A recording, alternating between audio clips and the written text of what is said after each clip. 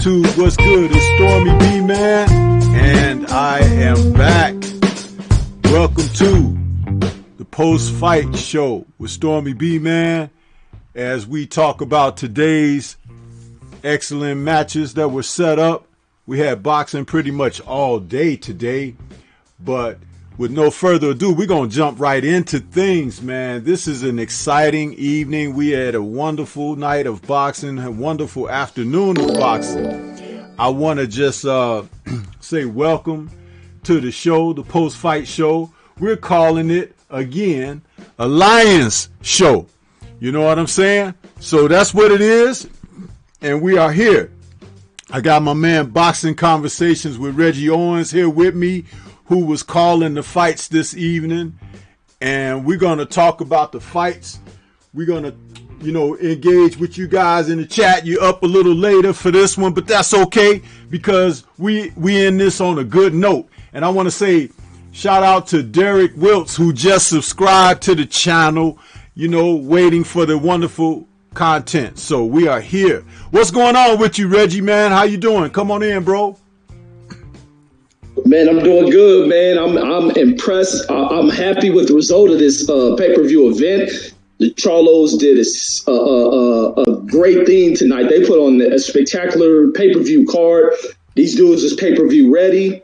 Hopefully these numbers come out great. Regardless of what these numbers come out as, these dudes are pay-per-view stars, and they ready to make their mark in the division. And like stated, if Charlo got this dude Rosario up out of here in that tough bout, this motherfucker has sky's the limit, the same way with Jamal.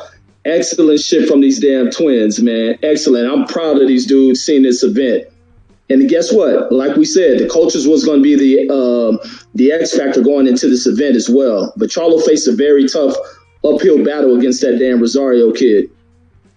Hey, man, listen, didn't I say last night, didn't I say, hey, this was going to be that kind of thing. It was the kind of fight that needed to be made, for both men, the kind of opponents that both men needed, so that we could see what they had to offer, and they didn't disappoint.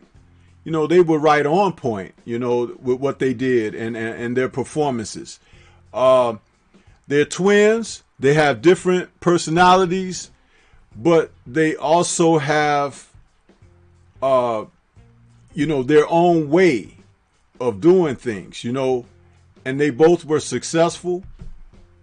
I just love what we ended up seeing, what we ended up being witness to overall.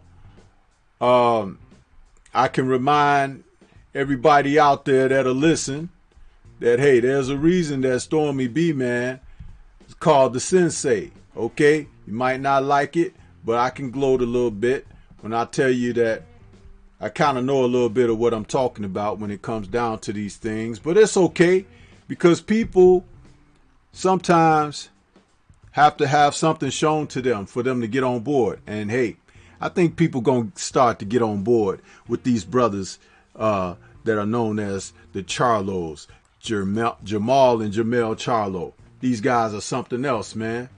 They're something else. But we got a few people out here. I just want to acknowledge them real quick. IGM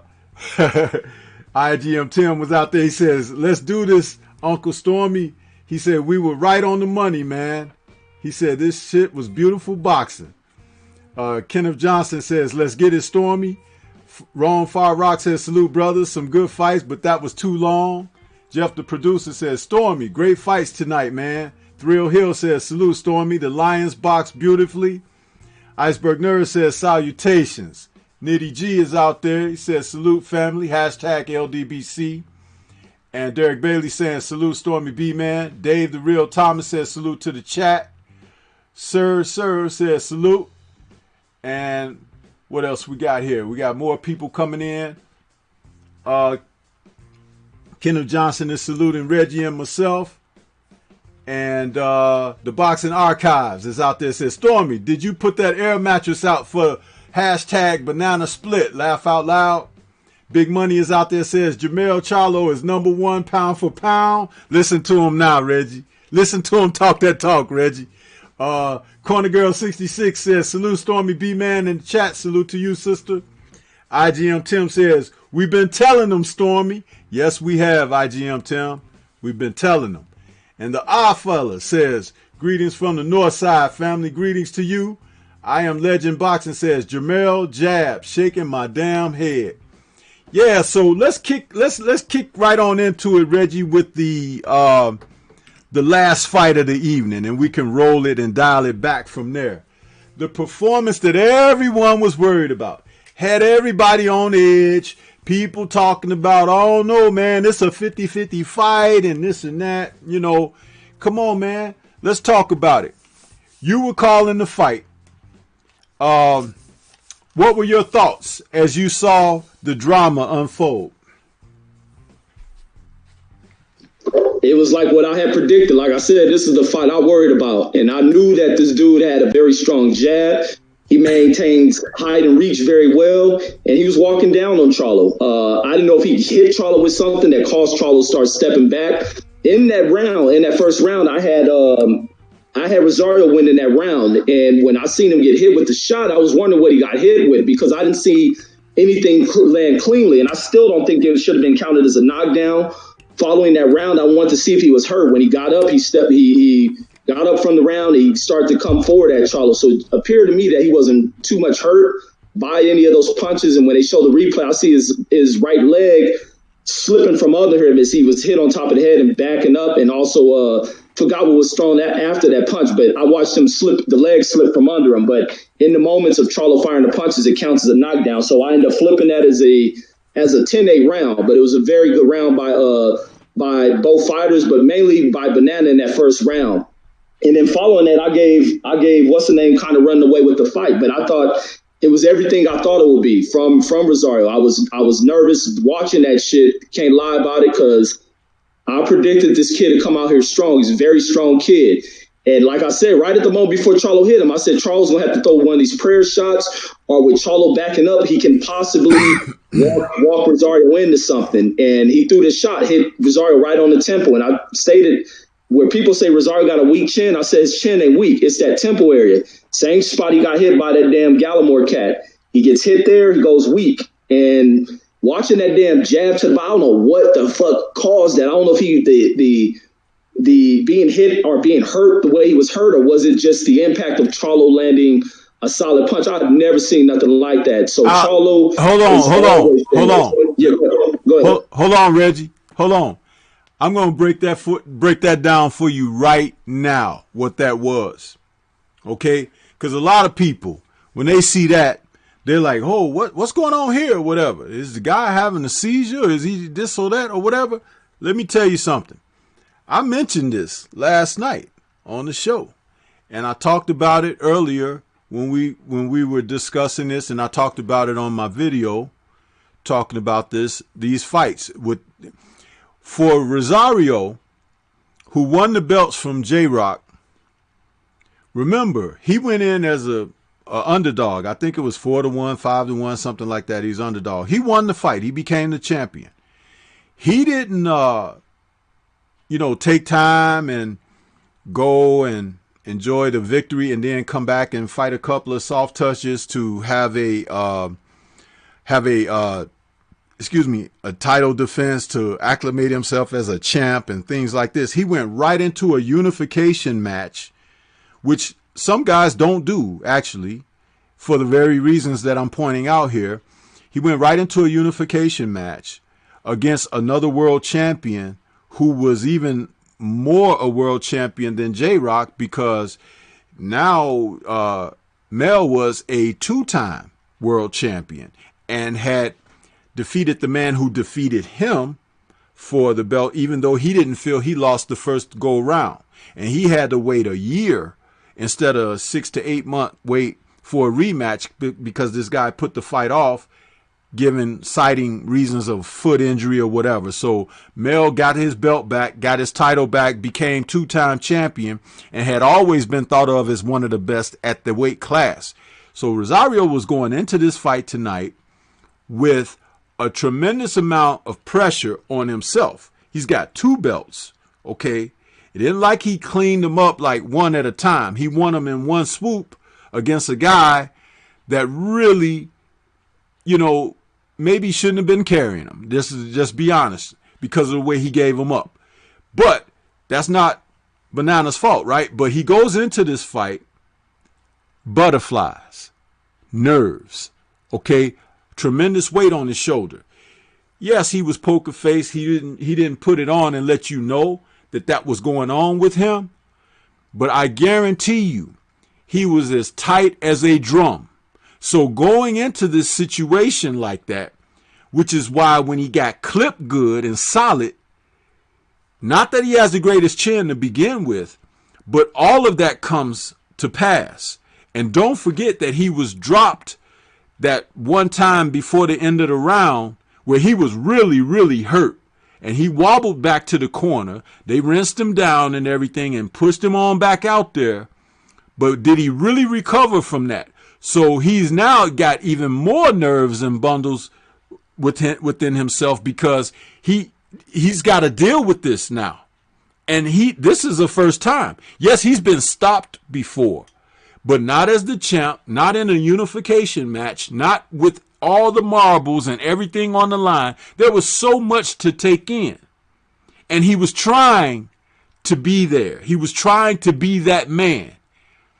And when he got hit that shot, he was so tightly wound that shot totally debilitated him. It took everything from him, because he was braced for a shot to the head again. He was braced to take something going toward his chin. He was braced to even take something to the body. But to the pit of the stomach, a shotgun jab to the pit of the stomach at a moment like that, it just totally wiped him. Floyd Mayweather Jr. used to use that shot in recent memory, and he used that to stop a guy's attack and keep a guy back. Even though he didn't have male-like power, it's a very debilitating shot for a guy that's stepping in on you all the time, applying pressure. Because that's the one thing that it's like, when you throw your shots, you breathe out, you exhale. Shh, shh, you exhale. So if he's taking that shot at the time he's exhaled and he hadn't had a chance to take in oxygen again, what do you think would happen? Exactly what you saw. That man went down flat on his back. His body just collapsed. It's like somebody having a stroke. It can happen to you. Okay. It was an amazing placement of a shot by an experienced veteran champion who is a puncher now. He has grown into that. He wasn't always what we saw tonight, but he has grown into this. And with a shotgun jab to the pit of this man's stomach, he anesthetized him with one shot. That is what happened in that instance. You don't have to question it. Anybody who knows boxing would be able to break that down to you. And it was not a fluke. It was not a fluke. Because the next time he got hit solid on the chin or upside the head, it was going to be over for him anyway. But you saw him debilitating right before your eyes when he took that shot right before the end of that round when he was really hurt. That was the end of the fight right there. So I just wanted to chime in and explain that, because this happened to people in the gym. It hasn't only happened like that, And I see Curtis Anderson out there. He's going to try to hop in with us in a moment. But that's what I wanted to say. But you could go ahead on, Reggie, because some people will not take to solace that was actually a real thing. But it was. Yeah, but it was a nervous moment before that punch landed for Charlo. And he was having a tough time in there against this guy. He's having a tough time in there. And the thing is, I like what he said at the ending, at the post fight. Now, this is one thing I like from both brothers, is the fact that they spoke about listening to their coaches and their corners. And I guess this is part of the plan being from Derrick James, is to kind of weather this thing out, find the openings, find when this guy will leave holes, test out the punch. And Jamal also stated that he threw out more jabs than he ever thrown in any of the fights. He threw more jabs than he threw any other variation of punch. It was a thing of landing a punch. But like I said, I was worried. If it wasn't for that punch, he'd have been deeper in a very troublesome fight. But also with the two knockdowns, made it pretty close on the cards. They did have him up, but this is a true test. This is the kind of fight I like to see fighters go into. I don't want to see no whitewash type fights unless you're just that much better. But to go through a little bit of adversity is always necessary because it tests to where the heart and will of a fighter is. And you never seen Charlo fold. And Charlo even spoke that this guy had tremendous power, very big-handed puncher. And Charlo was able to stand in there, take some of these shots, moved around, and he got that one punch to land. And that was all she wrote because he's going to capitalize on it. But also, he didn't get reckless at the moment he had Rosario hurt. He followed the strategic game plan to getting this guy up out of there. But to shoot that straight jab to the body like that, like, God damn. And I think this is what Charlo has to start going back to, is being more effective off of the punching. Got to get a little bit tighter on defense, but his issues is going in here with these tall jabbers. He's having issues, but I think any fighter in the game will have an issue with a tall jabber like these guys. So I don't know how to assess that one, but going forward at 154, I think he done knocked everything off the damn table. All the chips are laid out. And seeing going in there with what's that cat looking to call for him? Erickson Lubin. I'm worried for Erickson Lubin. So now I didn't see the test where Charlo then got through it. This is the one test that worried me about Charlo at 154 was his Rosario. He didn't got through it. And being him going back into more boxing along with that goddamn rock that he has in the back of his pocket in that right hand, I think he's pretty safe in his division to make a reign at it. So I'm looking forward to see what he's going to do. And these dudes are pay-per-view stars. So why folks ran away from him, like stated, the way they try to do Errol Spence in his division, the champions try to keep away from him. Now these cats are going to be chasing these guys for the money fights because I think they bring a level of excitement that I think people who sat on the ropes of not being too sure about the Charlos, those who were probably new into the sport watching this event tonight, they're going to follow these cats. So I think they did a great justice for themselves and a justice for their profiles moving forward. They become fan-friendly type fighters, and even for haters who bring money to the table for these guys as well. I'm looking forward to them moving forward. Yes, sir. I want to go ahead and welcome my brother Curtis Anderson, a.k.a. Kurt Sugar, the boxing historian in here, and my partner from the Three Wise Men of Boxing. Kurt, how you doing this evening, man, and how did you enjoy the fights, bro? What's going on? Can you hear me clear? Yeah, I hear you just fine. Okay. I'm on another headset. But anyway, man, a great night of fights, great day of fights, man. Boxing is officially back. It sounds like a boxing day. We have fights from sun up to sundown. You know, beginning with the Charlos, that's what we're talking about. These Charlos boys can fight. But let me say this, how important a jab. If you don't know how important the jab was, you saw it in the Jamal Charlo fights, and you saw it Alameda. I had him win and beating Neary. You know, all three fighters display a beautiful jab. Controls the fight. It sets the pace. But see, the Charlo and Rosario knockout came from this. He jabbed, knowing that the first jab was going to be blocked, so he can go to the body. It was a distraction because he knew Rosario had his hands up. So we call that a throwaway punch in boxing, where you just jab to distract that fighter from that punch, just so you could throw another punch, because he didn't see that punch in the body coming. And he looked like a fish out of water, man, breathing for air. And it was a beautiful knockout. And a lot of people was picking Rosario, was too strong, and Charlo was strong too. Them punches was just bouncing off Charlo.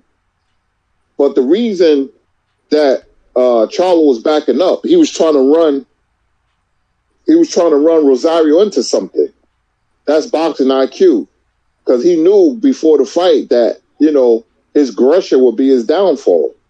And he was an aggressive fighter is always going to be in range for jabbing your power shots. We saw it, Jamal and Derevchenko. Derevchenko was right there for the uppercut because Jamal let him get close. And just like Jermell, you know, he was trying to get Rosario to come forward. He didn't have to do much to do it because he can't win any other way. That's why that left hook landed. The second left hook landed. But that's what that was. And he got a hell of a chin, man. He was down early in his career. when he was real young, but he's a hard fighter. When I say hard fighter, I mean his exterior and interior is hard. You know, you're gonna have to carry that man out the ring for you to beat him. And you know, right now, early in his career, he was a boxer. He morphed into a puncher when he started knocking out people, and now he's combined the two. He's a boxer, puncher, boxer, because Jermell could crack, man. Plus, he can move. You know, so he's a complete fighter. You know, but he's rough. So you know. I don't know if he's going to fight Lubin again or go try to get that other belt from Teixeira. You know, but these Charlo boys, you know, they got to put them in the top 10, man. They're a beast, you know, and people was like, oh, no, you know, Derenchenko, Rosario, I don't know, Charlo brothers might be in trouble. There was no trouble. I hope Rosario is all right. You know, but that was a beautiful knockout. So when we talk about body punchers in history, that ranks right up there with the best of us. Yeah, thanks for that, Kurt. And I'm going to go back for a moment because we are focusing in on Mel because he was the last fight of the night, and then we're going to dial it backward going on. I would even say that we could spend this show on the two brothers. We don't have to do the undercard tonight, but it would be even more fitting and greater to do this show dedicating it to the two brothers. And what I wanted to say is going back to Mel and his performance in the main event. I've been saying these things, you know, I don't know. And I'm sorry, this is the post-fight show, Stormybman channel, but I'm going to strut a little bit here. And the reason that I'm going to strut is because when I talk boxing, I talk it sincerely. I don't talk out my ass on boxing. I never have, and I won't. But it's like there are some people who are fans of the sport that they say, but they are fans of individuals. To hell with that.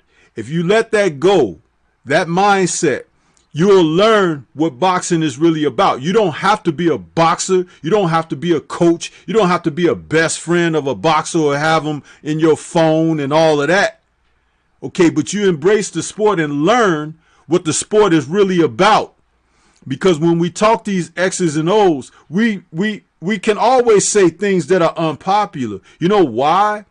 Because it has always been taught in our society and culture that majority rules, but that's BS. When an individual can really ignite from a particular position, that's what rules. That's what draws the attention of people. And I had said that both of these young men were in the type of fights on this night that they needed to be in for a while. But they weren't given a dance partner because other people were avoiding them. That's not their fault. Okay? It used to be when you come up and you're hot and everything, whoever had the place at the mountaintop eventually will have to give you your shot. Okay? And if you were good enough to best them, you remove them from the spot and you become the man. That's called the passing of the torch. The passing of the torch doesn't happen in sport today. Remember Lomachenko and fighting that young man for the right to, you know, have a certain position for a title and everything. And then Devin Haney was supposed to get that. And then they took that away and Lomachenko was, you know, elevated to, you know, that status that they have now created to keep guys from passing the baton.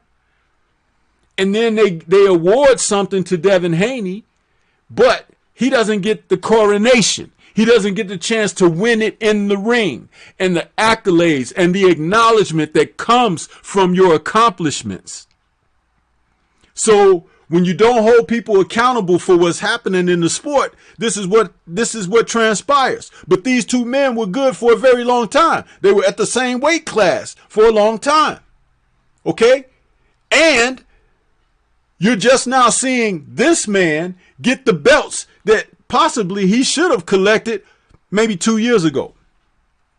Because his brother has been away from the division almost that length of time. So it's like, this is what you would have seen. He was beating everybody else up, right? So was his brother. So it's like everybody going into this night is talking like Banana was the man. Banana beat a man. Okay? But he was not the man. He was not the one who was going to be anointed or receive the coronation or anything like that. If these things had gone like they were supposed to go, he would have been getting in line to fight the man that he fought tonight, and you still saw what happened to him. This is how boxing used to go. So it's like, if you're a fan of the individual, but not really of the sport, you don't hold people accountable. You only look at your guy. Okay?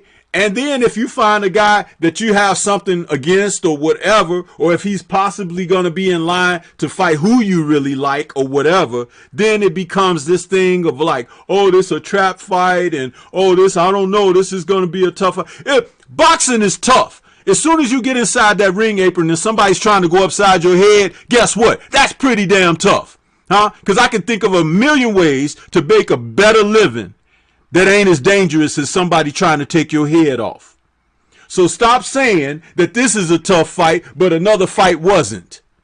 Because these men go into camps, they spend time away from their families, they deprive themselves of the things that we really enjoy in life for one night, preparing for one night to lay their lives on the line. So it's supposed to be tough. Okay, but there are individuals who participate in the sport that don't live up to the part about being tough because they want to enjoy the spoils and they want to enjoy the privilege that they get being moved around through this process. But these two young guys here, they've come up and done it the right way. This is why they're having the type of success that they have, because they've put in the work. They believe in themselves. They support one another. Okay? And they don't play the outside games. They ain't trying to be your friends. If you in there where they make this living and everything, you are the guy that's going to keep food off of their table. Okay? So they want your neck. And they act like it because they're fighters. And that's what fighters are supposed to do. Okay, they're not supposed to sit back and wait for somebody to give them a privileged move or lane to escape the heat. Huh? And at the age of 30, they in their prime and they ready to do it. There are guys who have watched prime pass them by. Guys that you love out there ain't nowhere near close of what the accomplishments that these two young men have on their table. And you celebrate them and you raise them up and you put them out there like they're the best thing since sliced bread, and they have yet to be tested. So what are you talking about? These are the men who deserve the accolade. I said last night, people need to buy this pay-per-view. That's what I was saying. I was saying it. I said last night it was a lion's show on the Friday night chop session. I said that these men were waiting for their crowns and their coronations in the midst of everybody else talking crap against them and naysayers and half wishers, okay? Not wanting to give real support, huh?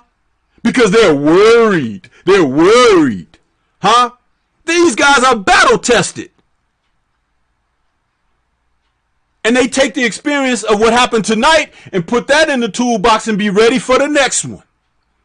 You're going to run out of battle-tested opponents to challenge them because there ain't a lot of people out there that got the old ticker, huh, that want to lay it on the line like that.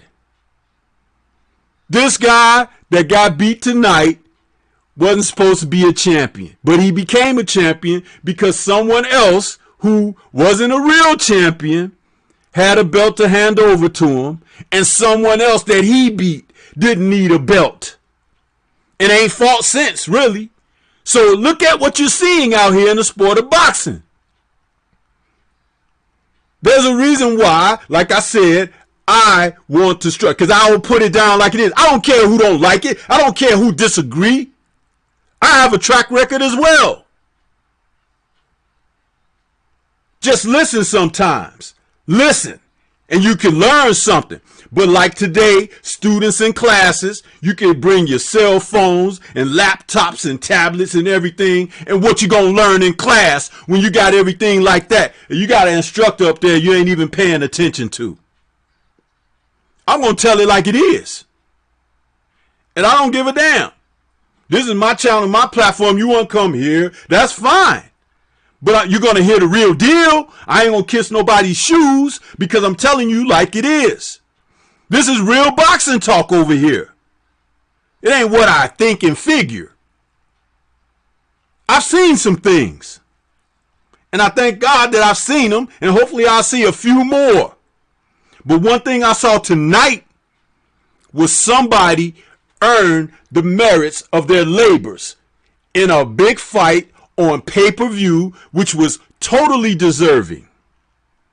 This wasn't somebody getting paid $30 million to knock out a guy overseas somewhere or on some overseas app somewhere with a guy that don't even belong in the ring with him. But y'all said he was dangerous, right? Think about it. I'm sorry for my rant, brothers. Reggie, you got something you want to say? Yeah, this dude was dangerous. Charlo lived up to his expectations. And also, like speaking, I think if anybody was worthy of being a champion in this division, it's Rosario. The rest of these dudes is jokes. So I can't take that away from him at all. Rosario going in there, well, he didn't defeat J-Rock. I think Rosario defeats Lubin. I think he defeats, what's that other kid who was out there? Jared Hurd. I think he defeats Laurel. So this is his best test. You only got one other champion, a dude who I ain't never ever seen fight, the Tricera dude. This was a great display of a defense and a unification bout for Charlo. I think this is the best opponent he's probably going to be faced up in this division. Everybody else, I don't see as being a test for Charlo. It's probably the biggest guy he's going to face in there. I want to see him get back in there towards the end of these things. He got one more title to unify. I want to see the Jared Hurd fight. But then again, I don't, because Jared Hurd played himself. I don't know what other work he can do at this division, clear it out, and possibly move up. That's what I think is the next step for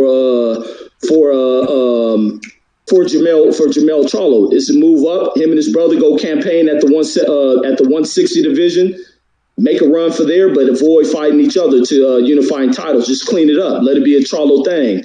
But I don't know who else he can face at 154. He's about to clear this division out. There's nothing left in this division. Give Lubin another shot, since Lubin thinks he got hit with what's that bullshit, with a lucky punch. Put him back in there. Wash him away. I just don't see nothing being an issue for Charlo. This was his toughest test, in my opinion. Kurt, what else you have on Mel doing what he did in this fight against Banana? Well, I wasn't surprised, because Rosario is a strong guy, but strong and powerful when you fight in top tier competition is not enough. You have to be polished, have to have rhythmic and perpetual motion, like Charlo has, and we saw the difference. He's a cruel fighter, Rosario. And on top of that, he doesn't take the best punch. He doesn't react well to punches. He was even hurt by a straight right hand. His legs did a funny dance. And I said, Charles is going to take this guy out, because he doesn't have the best defense. And his only way of winning is he has to come forward. He depends on his power and pressure. But when you fight the Charlo, those things can be neutralized. And Charlo was trying to set him up with something. That's why he was letting him walk him down. I saw, it was a great game plan. And Charlo got him out of there, knocked him down 2 times, one before the bell. He wouldn't have made it out. What was that, the 5th round, I believe, 4th or 5th? He wouldn't have made it out.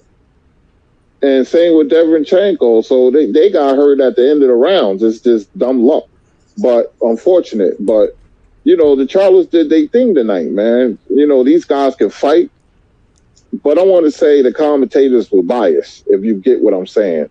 They'll talk about the Charlos, but they were trying to make something happen. They were trying to make it seem like Deverenchenko and Rosario was doing something. It was very biased. The Charlos, they got a lot of haters and everything, man. And, I think they're going to have a great career because they're going to go to the next level. Well, after tonight, with two tough opponents, and they dispatched them both, I think now their confidence is even going to go higher because you see what they did to him. Deverenchenko's face was all busted up, and Rosario, got knocked out by a body shot. He set that up beautifully, man. That jab, didn't even see it coming to the stomach, man, area. Didn't even see it, because he had his gloves that was shielding his vision. And like I said, Jamel threw that first jab to blind him, the occupy, and boom, another jab. And man, I was like, I ain't never seen nothing like that in 46 years of boxing. Breathing like that. I seen fighters do weird contortions and everything, but that was crazy. But Charlos, man, I want to see him fight Lubin. He said he don't want to fight Lubin, which I can understand. He already knocked Lubin out, but Lubin is the mandatory. So I just want him to fight a couple more times at 154. He wants to be undisputed. Hey, the sky's the limit. I would love for him to be undisputed and go get that Teixeira belt or fight Hurd or whoever. But Rosario didn't have the style to beat Charlo. And that, I'm going to say good night because in Jersey, it's like 2:30 in the morning. All right, salute, OG. Yes, sir. I'll talk to y'all. See y'all tomorrow. Hey, Kurt, before you go, did you want to say something about Jamal, or are you just going to leave your things with your responses with just what you have? Well, I'm going to say this, close it out. Jamal got a very good chin. Karabov gave a more tougher fight than Deverenchenko. I love that jab. His jab was beautiful tonight. It was a shotgun jab, like you said earlier, like a Pinklin Thomas jab. That jab is heavy. It busts up his face, and I like the uppercut off the jab and the hook off the jab. The Charlos are a handful, man. They're tough outside and inside. And I like that, though, and I start to see the intangibles. And when you have intangibles with the skill, because they beat two good opponents. I mean, Charlo beat a champion, got 3 belts now. Deverenchenko, Charlo beat Deverenchenko better than Triple G and Danny Jacobs. So, you have to salute the Charlos, man, and they should both be in top 10 pound for pound. So that's all I have to say. Good night to the chat. Stormy, Reggie. I'll talk to y'all tomorrow. All right, Kurt. Thanks for your contributions, bro. We talk to you tomorrow, bro. Yes, sir. Peace. All right, peace. Have a good night. So, Reggie, let's move it right on over to Jamal and his accomplishment on the night. What are your thoughts about his tussle with Deverenchenko?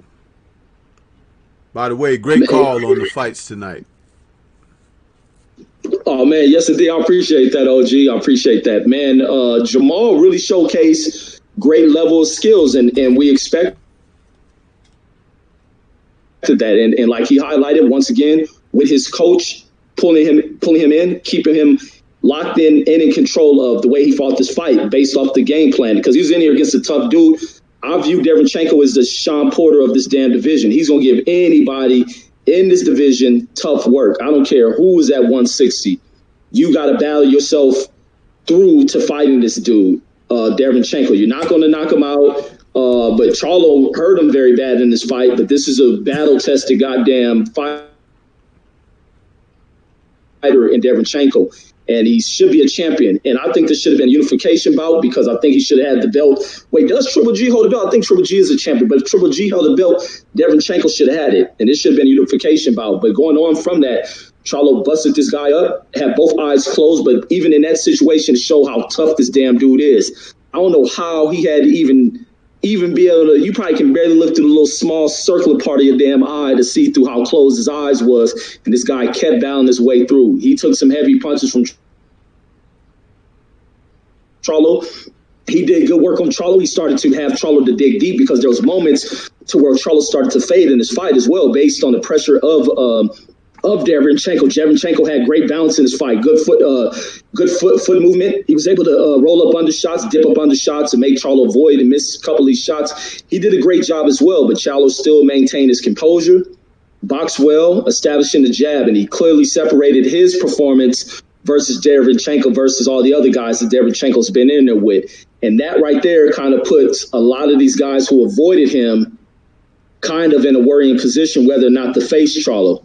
And they see how big this guy is, and not once was he buzzed or hurt or put in any kind of worry when it came to Derevyanchenko, except seeing him in those moments of fading out based on the pressure being put on. But this is what you expect. You're supposed to get these kind of challenges in fights out of top-tier competitions. But I was comfortable with how I viewed him on the scorecards, but I'm always worrying about some old crooked-ass judges going into these events. Lucky the judges had this shit ruled out the right way. Is a unanimous decision for Jermall Charlo. And sky's the limit for both of these dudes. These dudes have arrived. They are pay-per-view stars. No going backwards for these dudes. Only people out there ducking them. But guess what? They don't need none of these people anymore. Their legacy is defined, and when you get corny-ass writers out there who want to come in and try to disrespect these fools, you make them eat their words. And that Chris Maddox dude, you ain't shit, and you would never be able to step in the presence of these dudes anymore, because these clowns like a Chris Maddox, they need these fighters to remain relevant in the work that they go into. Your job is their jobs derive on what these fighters do. So these fighters need to shut clowns out like Chris Maddox, who comes along and disrespect certain fighters just based on complexion, because he's a piece of shit who would never step to a guy like that. But all in all, man, great boxing from Jermall Charlo, and you expected that, and he did it against a very high level, top notch opponent who is fucking truly battle tested, and there's nothing you can do to stop Derevyanchenko from continuing the fight but to finishing him off. So Charlo was really in here against probably the best test he's going to have out there. I don't see anyone else putting the test against Charlo like that. Him and Canelo will be a very good bout. Canelo can put pressure on him, and I think Charlo can also pressure Canelo as well. And that's a 50-50 fight, and I think that's one that Charlo, in these next coming weeks, being that he didn't want to focus too much on his next fight because of his brother going in the fight, it's time for him to put the heat up here on Canelo.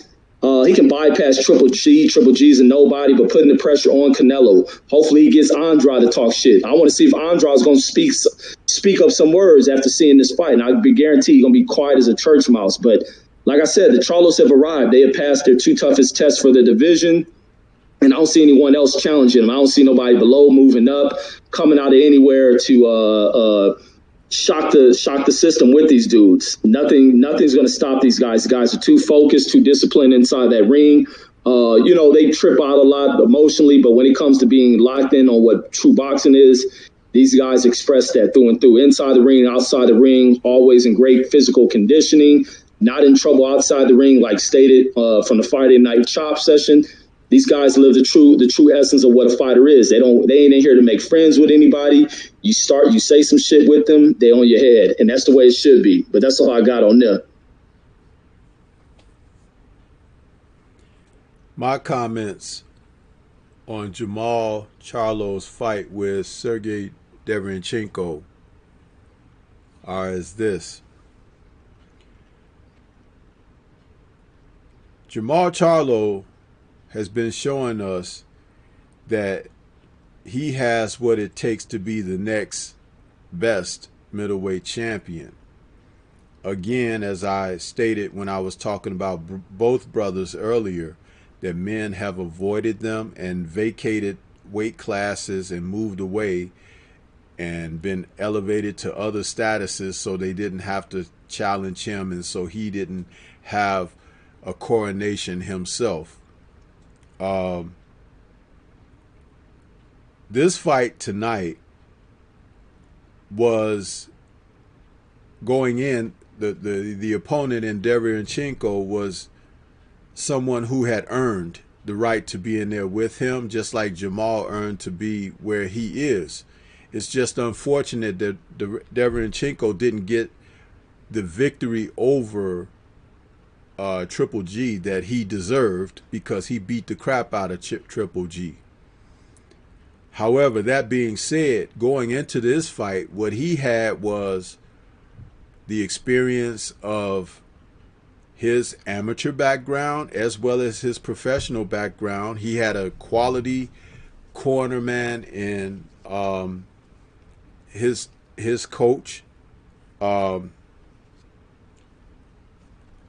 He was well prepared and in tremendous shape. And Deverenchenko is probably the single most toughest guy in the division. But let's not be misunderstood about tough equating to being good or even talented. Now, he does have talent. Otherwise, he would not be at the top of that class in consideration. But I do not believe that there is another middleweight that Jamal Charlo could have fought tonight that would have taken the pounding that Deverenchenko took because of his toughness. That man's face looked like raw hamburger when the fight was over.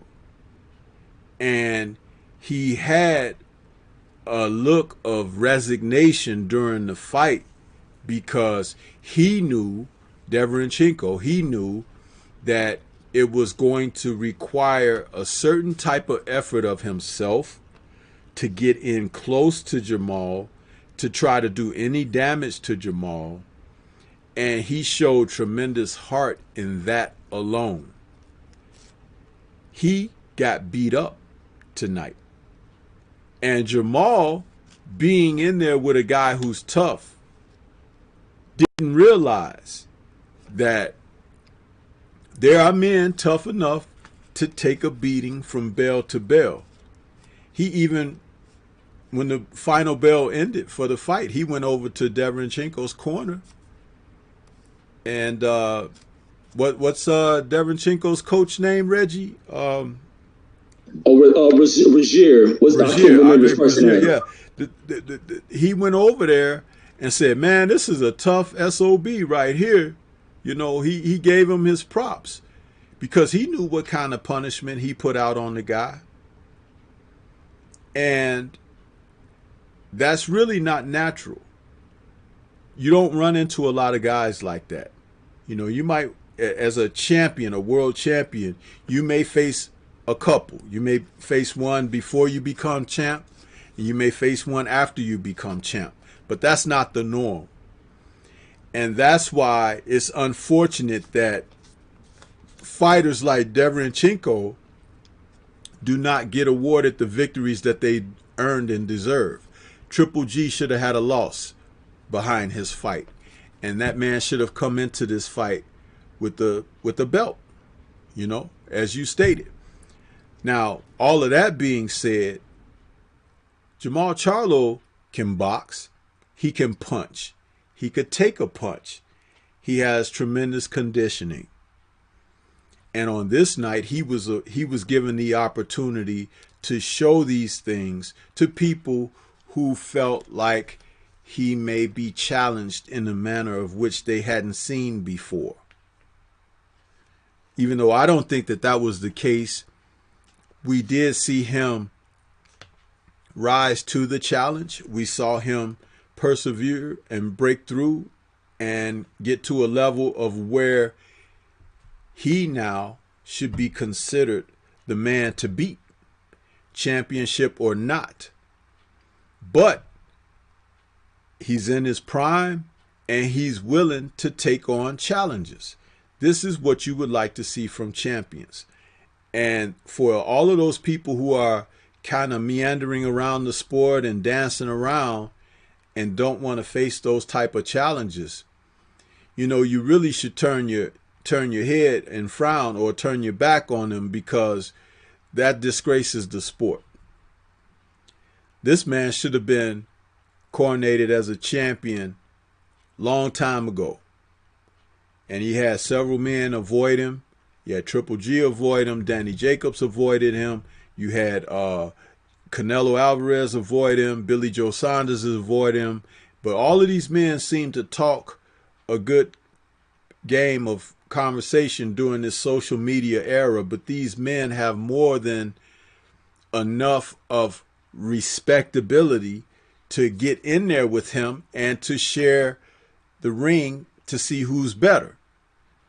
Again, these are not the things that we're getting from the sport, but we should definitely demand it, because this is how you find out who's best. It's not a beauty contest. It's actually a fight for the right. And that's what we should hold them accountable for. But on this night, he showed just being tough is not going to get it either.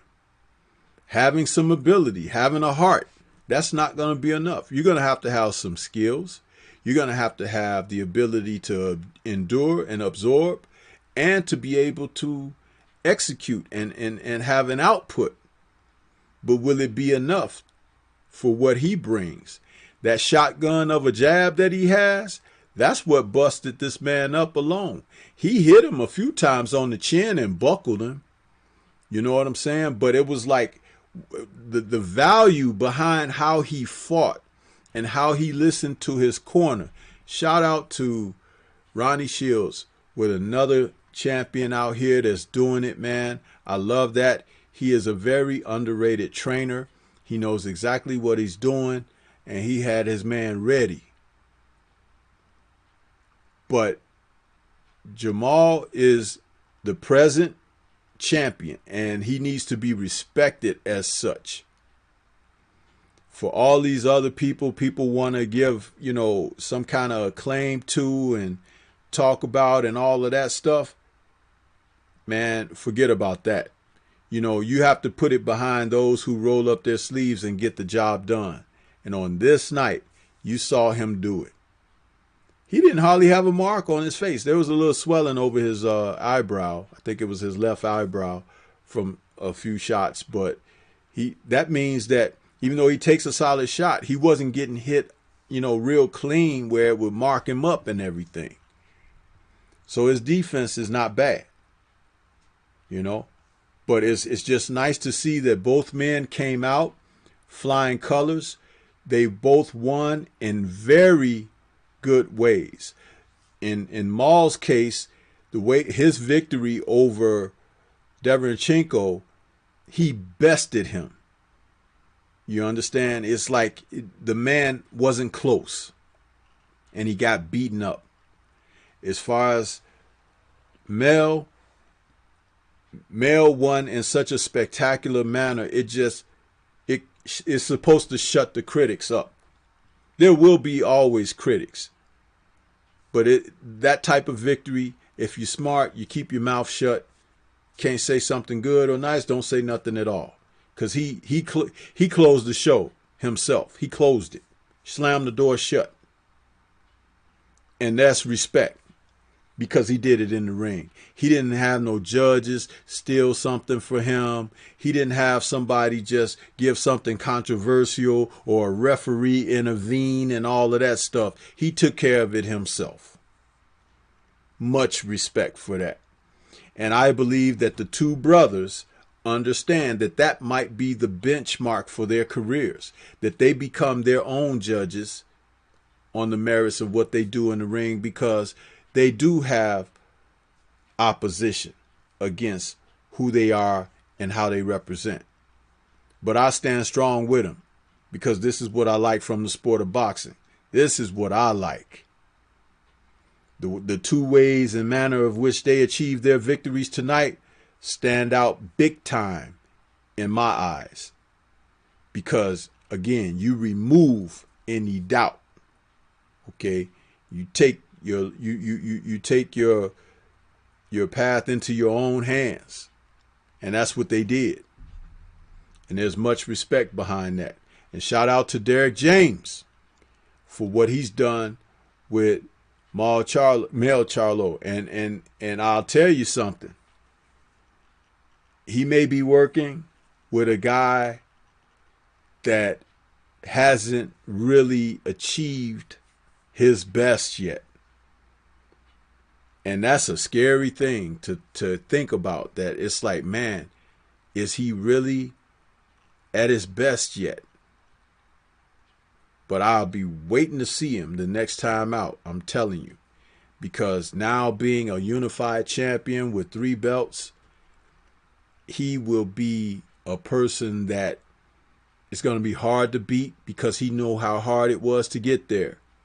And he's going to fight for his. He is definitely going to be one who won't be ashamed to represent as a world champion, a unified, possibly one day undisputed world champion. And I'll be right there to watch him, want to see it happen for him. Couldn't be more happy for a fighter in the sport right now than for these 2 brothers tonight and their performances. I said that they deserve to be on pay-per-view. They deserve to be able to do what they did, and that was to put their brand out there and represent in a manner of which we're not really seeing in the sport. Kudos to them for that and what they're doing. Much respect. Reggie, I'd like to pose a question to you. Do you think that this pay-per-view card was worth purchasing? Oh, man, ain't no doubt about that shit, man. There was even a fighter who I say I don't like, the Figueroas, who put on a great fight. I enjoyed that Figueroa fight. I enjoyed that fight with the Casamayor versus Duke Mika. Every fight on this damn pay-per-view was well worth it. And to make it into a double fucking header, how can you hate on that shit? You got to be a sucker and a goddamn fool and a falsified boxing fan that ever complained about this pay-per-view event. And once again, the people who was hating on this shit was these writers. And they try to write in a slick way, but you can see right through them hating on the fact that seeing the Charlos in a pay-per-view event without a Canelo, without having to do it under one of these guys that they paint as being the people who reign over this division. They sidestepped the Canelo and the Triple Gs, turned them into utter nobodies, irrelevant players within the division. Excellent. I ain't even worried about the money is spending for this one. I was going to even spend money to watch the other black fighter that fought on the UFC tonight. But this one was well worth it. I would have paid $75 for each one of these damn pay-per-view cards, because they were well worth it. Well worth it. You had the two stoppages on the undercard of Jamal Charlo, and then watch him go into a great 12-round fight against a highly touted fucking opponent. $75 for that one. Then they go on to this card with the Jamel Charlo, and to watch him end his fight in such spectacular fashion. Absolutely wonderful. And hopefully I want to talk about that damn Luis Neri shit. But more no doubt, $75 was kind of an undercut, because I'd have spent $75 on watching each one of these cards. So $75, beyond blessed on that.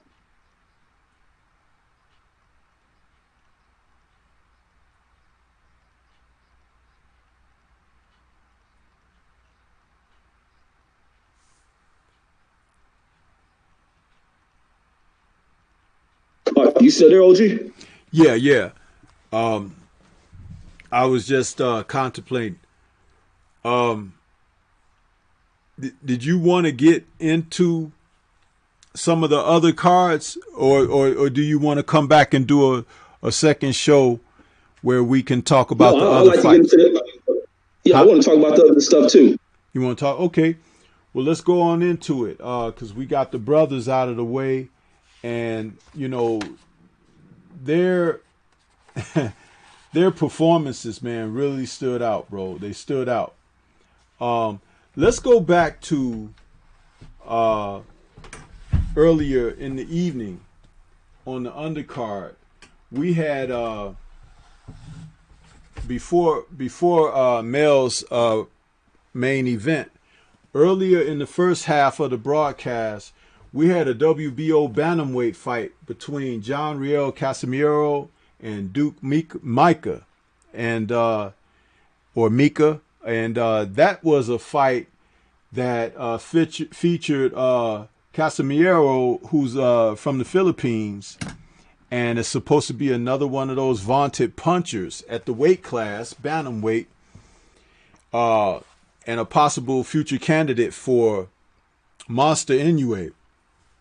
This young man, wow, in a fight against Mika, he actually came out and showed up and showed out for his American debut. It was the first time he fought in America, almost reminiscent of Manny Pacquiao. Excuse me, in his HBO debut, scored a scintillating knockout as well. So this young man was out there, and he really showed some strength and power in his fight, ending up with a third round KO victory over Duke Mika. Did you get a chance to see that fight, Reggie? Oh, hell yeah, man. I was impressed with this one. Yeah, tell us your thoughts. Tell us your thoughts about what you saw. Man, the pressure from this guy Casamayor was brilliant, and going in here against a fighter who was taller than him. As a matter of fact, I thought this dude was dog bait. He was fighting for. I'm like, who they like? Mika, like, what the hell? I'm like thinking he in there against dog bait, and then he just pressured the hell out of Mika. Landed very well. Going into that second round, he clipped him with a nice little left hook to the top of the temple, and that was a punch that this guy was never going to recover from. Landed that punch beautifully, and watch this dude. The other thing I give Mika is the fact that he didn't quit, even being hurt, being in a condition he's never going to recover in. He fought his way, still standing on his damn feet, while being really out on his damn feet, wobbling on his legs. I think the ref could have stopped it right after that. I think Willis. I like Willis as a ref, but I think he made a mistake letting that fight go on. That dude was hurt. The way he did the little protocol thing, I think he went against what's the true definition of the fighter's protocol by making him step left, step right. The fight should have been stopped. And then also, so he survives that round. The dude survived. He was hurt. The doctor, I think the referee, Willis, had asked the doctor to look at it. The doctor failed on this one because they did the little eye test protocol. That dude didn't follow none of that shit. And he sent it right back out there to go in there, and he just got the whooping on him. And not Harvey, I keep saying Harvey Dodd, but Willis stepped in there to stop the fight right at the right moment because he seen the guy was never going to recover. He's just getting beat on by a guy who's fresh, full of energy, full of punching power. It was just going to get worse, so he saved the fighter to get him up out of there. But there was some multiple failures going in this fight. I was tripping when I seen the post-fight, and I heard as they were watching, and I thought I heard that dude said, he said, F Inoue. Yeah, he did say that. I'm looking like, wait, he talking about Monster? And then to see him after the fight. Yeah, go ahead. Yeah, he did say that, and he wants them too. You know, hey, it's nice to see these young guys that are full of vigor and have power and want to get up there and show their wares. I'm telling you, so many men. I mean, you at the lower weight classes when guys got power, it's like it's always fun to watch them because little guys knocking other guys out is kind of funny to me. But yeah, he really put on a show. He really put on a show. And the fight that was after that was the super bantamweight WBO title between Figueroa and Damian Vasquez. Now that fight, I don't know. Figueroa early in the fight, it seemed like it took him a moment to get into gear, you know. But once he did get into gear, he started roughhousing Vasquez. Vasquez, I gave him one round, and that was the second round. But he just didn't seem to have the toughness. And Figueroa was a little bit bigger than him, and he was roughhousing, and Vasquez didn't know how to fight back in that. I felt like Figueroa is like one of those fighters that he's another guy that's being protected in the sport. They're keeping him away from certain fighters and then letting him fight others. And it's really like tonight's matchup where he had a size advantage and height and reach advantage over a guy. And someone who really under his, because it's not like Figueroa has a lot of tremendous power or anything, but he's strong at the weight, and being roughhousing and everything, he had the guy all battered up. But if a guy can punch him back or whatever, or have boxing skill and ability, Figueroa seems very limited to me. What are your thoughts about Figueroa, Reggie? Yeah, absolutely. I told you, he remind me of Jared Hurd, except I can enjoy Jared Hurd watching him. But then again, it's things when you look at it from the technical side of boxing, I don't like their styles. I don't follow, like I said, I don't like the Figueroas because how they play them out. They bring him in with too much of that sissified shit, painting them as models and all this other homosexual shit for boxing.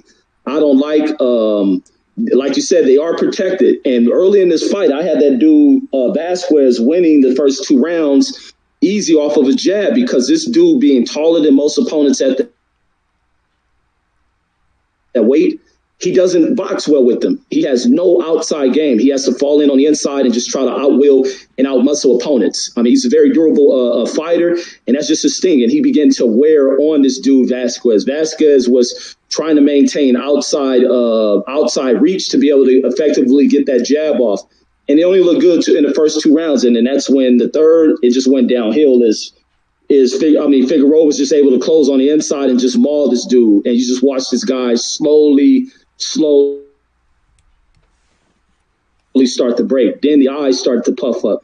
And he just beat the fight out of Vasquez. There was nothing Vasquez could do, because that's an aspect of his game that was missing. But like you said, once again, they are kind of cherry picking this dude Figueroa's way through the game, because if he went in there with somebody who's probably equal in size, who can fight and everything, probably some of the better people at the division, he's getting knocked off.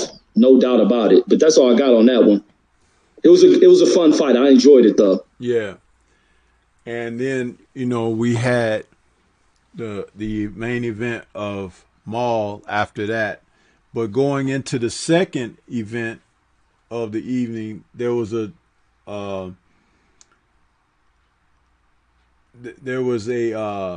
super bantamweight fight between Roman Payano and what's his name? Roman against Payano. I'm sorry, I got my names all mixed up there. But this fight here, man, I really had the score going one way early on, and then Payano seemed to fade in the later rounds, and he allowed the other guy back into the fight, Reggie. He had already fought five world champions before in his earlier career. So it's like he's 36 years old, so he's on the downside and past his prime as far as boxing is concerned. And early on, I had him sweeping at least the first 5 rounds. And I know, as you were calling the fight and scoring, I had said that he had got off to such a start that was very impressive. All he needed to do was pick up a couple of the later rounds, and it would have assured him a victory.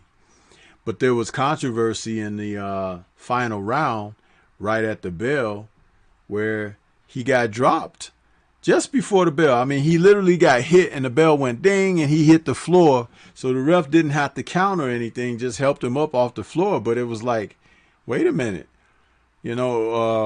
They didn't say the rules of the fight. Sometimes they say a fighter can't be saved only in the last round or whatever by the bell. But they didn't tell us what the rules were.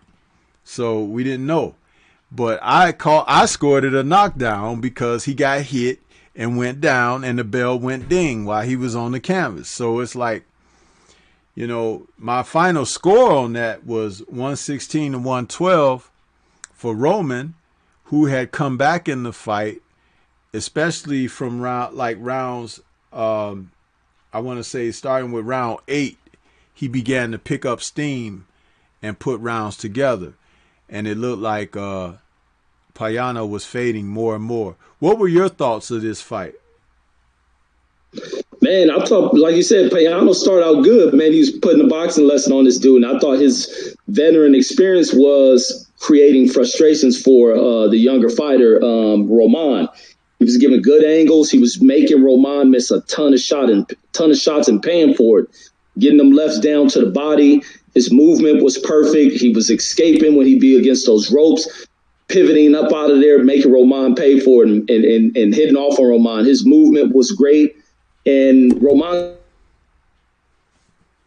couldn't figure anything out. But once you, like you said, when he began to fade is what gave Roman the opportunity to start pressing forward. And Roman, from rounds 9 through 12, I had him winning every round, as it was just his pressure moving forward and Payano just fading away. And that brought it to a draw on my scorecard. I ended up giving it a draw. I kept seeing them run the replay on that drop down. It's hard for me to assess whether or not it was a drop down looking at the replay. And I think they're just going overboard with it, looking for it. But even without the drop, I got the fight as a draw. But Roman started to really do good in these later stages. And I don't know what happened with Payano to where he just faded off. Man, he just really dropped off the deep end after fighting so perfectly in his fight. But like, it's a 12-round fight, so you got to have enough in the gas tank to carry you through. But that was a good fight, real good fight, man. From guys I would have never expected of sitting there wanting to watch. They put on a good fight. Yeah, it was one thing that we could say about the undercards for tonight's pay-per-view card as a whole. They were good fights. It's not like we had to sit through something and be like, man, I can't wait till this is over. The only reason that we have feelings about can't wait till it's over because of what the main events were in both situations. But it had nothing to do with the matches that were before us, because I was engaged. I was scoring. I was watching. I was listening to your call.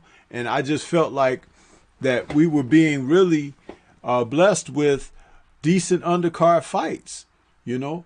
And that next one, that was the WBC super bantamweight fight between Nery and Alameda. I felt like Alameda was winning that fight, you know. And I know that Nery was the favorite going in, but early to middle rounds, some of the shots that he was throwing were being greatly defended. They were hitting the gloves and the arms of Alameda, and Alameda was sticking a very nice jab, occasionally shooting a nice 1-2 and catching him at the end of shots, which I thought was very, very effective. And it seemed like Nery didn't want to jab with the guy, even though they were telling him in his corner he needed to pick up his jab. So as the fight progressed, I found myself just giving rounds to Alameda because he was boxing.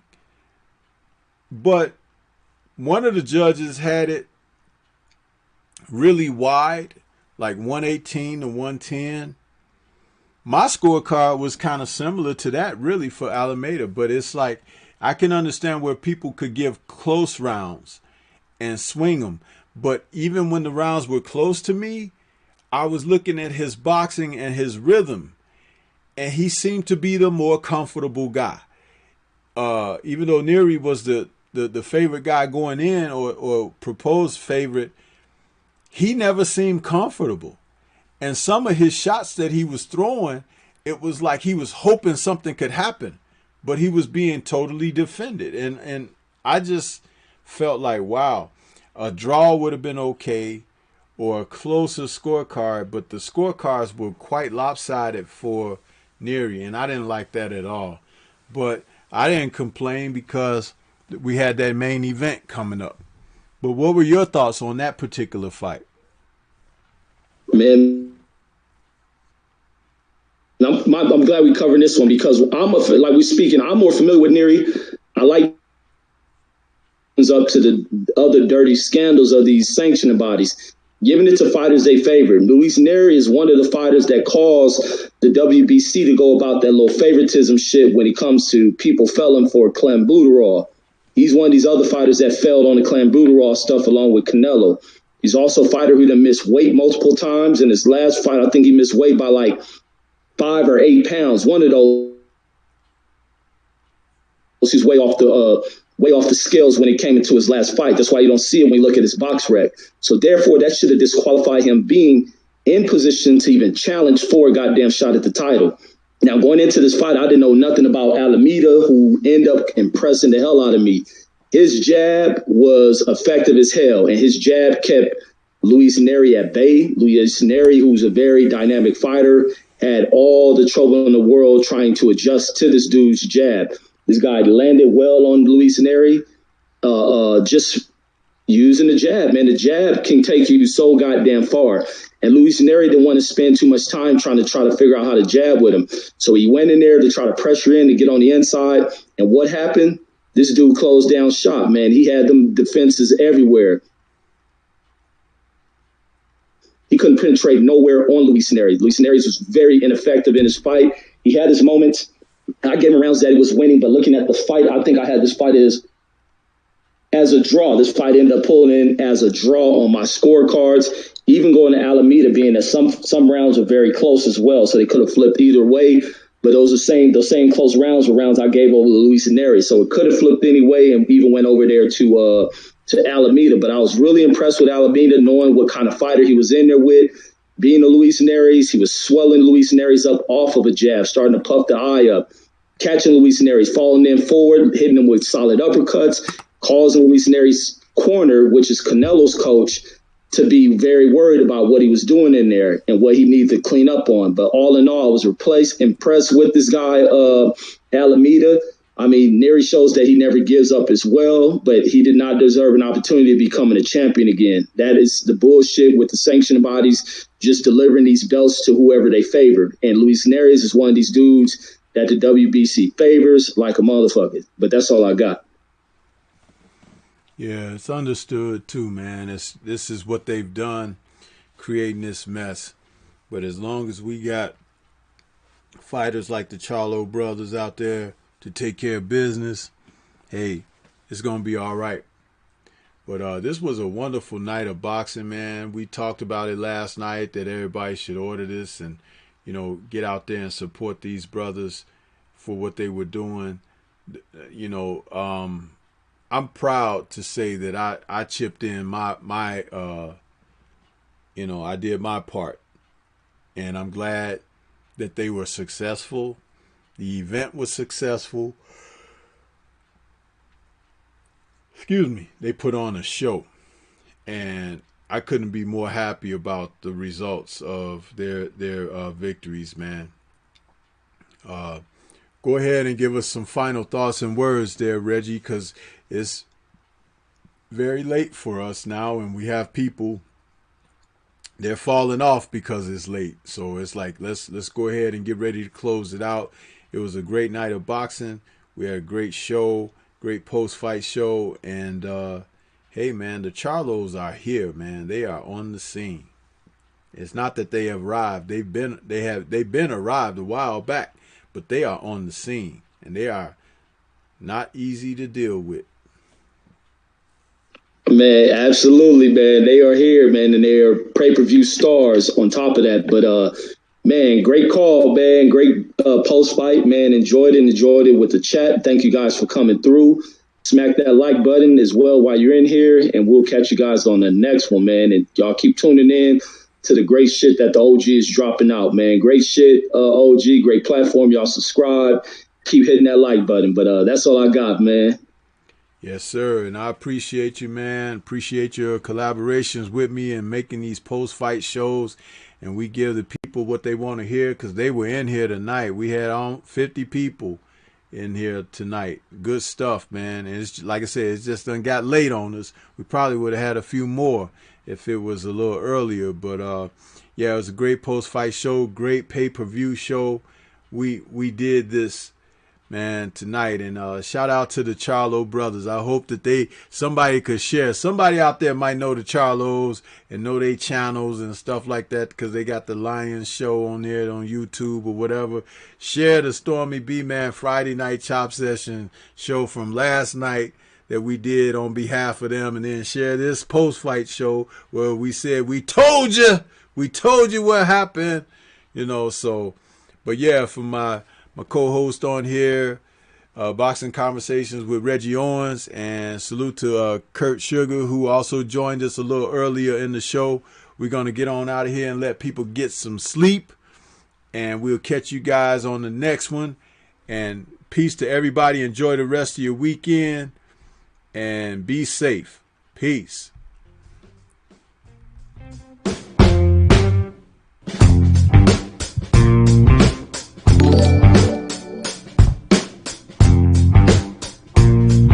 Salute to Terrence Bailey Sr. Just subscribe to the channel. Thanks, Terrence Bailey Sr. Appreciate you. And stick around because there'll be more going down. We have more for you, bro. Appreciate your subscription.